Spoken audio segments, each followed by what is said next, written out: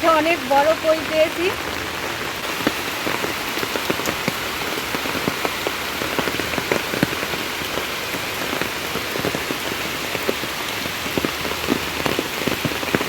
নমস্কার সবাইকে, অনেকবার আর একটা নতুন পর্বে আপনাদের সকলকে স্বাগত জানাই। আজ আমি এসেছি বৃষ্টির মধ্যে। এই পুকুর থেকে অনেক কই মাছ, জিওল মাছ উঠে যায়। আর আমি উপর থেকে যদি পাই ধরবো, কতদিনে একটা দুটো করে ওঠে। আজ দেখি আবার বৃষ্টি হচ্ছে, দেখি কত মাছ উঠেছে। দেখুন, আপনাদেরকে বাগানের ভেতরের পুকুরটা ঘুরে ঘুরে দেখাই কোথা থেকে মাছগুলো উঠে আসে। এ দেখুন, চারিদিকেই গাছপালা আর মাঝে পুকুর। এই পুকুরেই ছাড়া আছে জিওল, মাগুর, কই, লাঠা, অনেক রকম মাছ। আর এই বৃষ্টিতে আপনারা দেখতেই পাচ্ছেন একদম বোঝাই হয়ে গেছে, একদম বাগানের সমান হয়ে গেছে। আর এই বৃষ্টি, ঝমঝম বৃষ্টি হলে উপরে জল জমে যাচ্ছে, আর জলের পুকুর থেকে যে জল বেরিয়ে যাচ্ছে সেই জলের স্রোতে কই, জিওল সব রকম মাছই কম বেশি উঠে যাচ্ছে। অনেক লোকেই ধরে নিয়ে যায়, আমরাও যতটা পারি, যেদিন যেটা পাই সব তো আর ধরা সম্ভব হয় না, তাই যেটুকু পাই সেটুকুই ধরি। দেখুন আজ আমি কী মাছ পাই।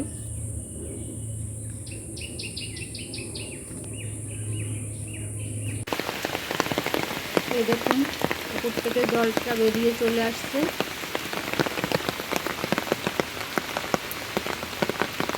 আর এই যে মাছগুলো কীভাবে উঠে উঠে চলে যায়।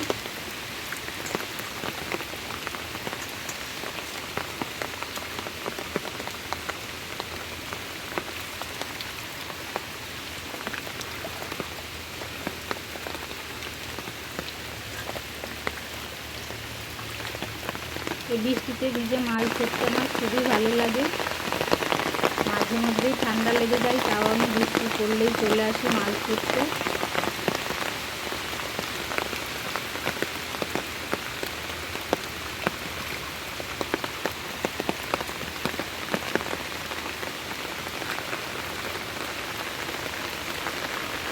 এইটা অনেক বড় কই পেয়েছি,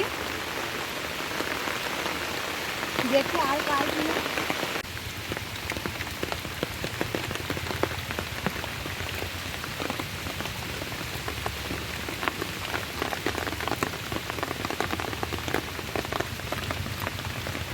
এইদিকে একটা মাছ উঠেছে।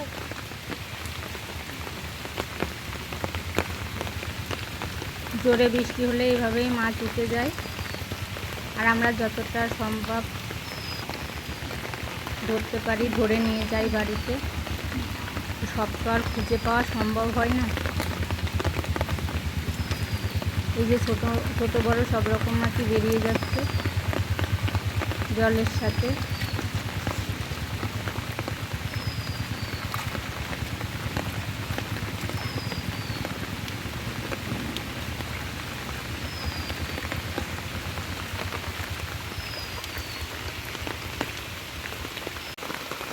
এবারে আমি একটু বাগানের দিকে খুঁজে আসবো।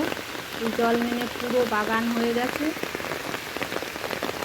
আর এই লিচু গাছের গোড়ায় দেওয়া হয়েছিল সার দেওয়ার জন্য, গর্ত খোঁড়া হয়েছিল খোল সার, সেই গর্তে অনেক অনেক জলই জমে গেছে। এবার কি করে সম্ভব বলুন এই মাছ খুঁজে বের করা? তা আমি যতটা পারি একটু খুঁজে দেখলাম।